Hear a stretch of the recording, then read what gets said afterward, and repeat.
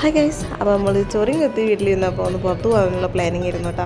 അങ്ങനെ എങ്ങോട്ട് പോകണം എന്ന് ആലോചിച്ച് വരുമ്പോൾ പ്ലാനിയായി പൊന്നാനി ബീച്ചിൽ പോകാൻ വിചാരിച്ചു.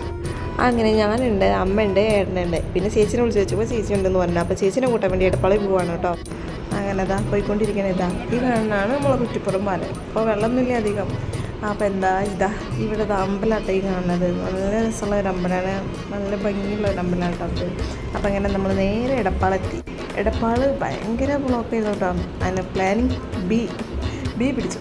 നമ്മൾ നേരെ മാപ്പൊക്കെ നോക്കിയിട്ട് BM പാലത്തിൻ്റെ അടുത്തേക്ക് പോകാനുള്ള പ്ലാനിങ് ആയിരുന്നു കേട്ടോ. അങ്ങനെ അങ്ങോട്ട് അവിടെ എത്തിയിട്ട് നമ്മൾ കുറച്ച് ഫോട്ടോസും വീഡിയോസൊക്കെ എടുത്തു. നല്ല രസമുണ്ടായിരുന്നു. അവിടെ കുറച്ച് നേരം നിൽക്കുകയൊക്കെ ചെയ്തു കേട്ടോ.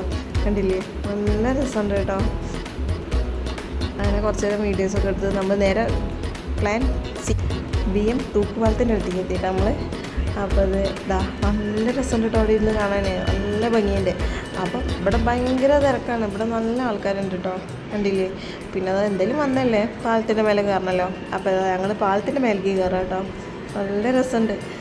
അങ്ങനെ നമ്മളുടെ താഴെ കൂടെ ബോട്ട് പോകുന്നുണ്ട് കേട്ടോ, ഫാമിലി ആയിട്ട്. കണ്ടില്ലേ, എന്ത് രസം അറിയോ, നല്ല സ്പീഡിൽ പോകണം, പേടിയാവും കാണാൻ. നല്ല രസമുണ്ട് കേട്ടോ. കാരണം ഇതാ പോകണം, നല്ല രസമുണ്ട്. അപ്പോൾ നമ്മൾ കുറച്ച് നേരം അവിടെ ഇരുന്നു, കുറച്ച് നേരം വർത്താനൊക്കെ പറഞ്ഞ് നമ്മളവിടെ ഇരുന്നു കേട്ടോ. പിന്നെ കുറച്ച് കഴിഞ്ഞ് പിന്നെ ഞാൻ അതിനുമ്പോഴും ഐസ്ക്രീം വാങ്ങി കഴിച്ചു കേട്ടോ.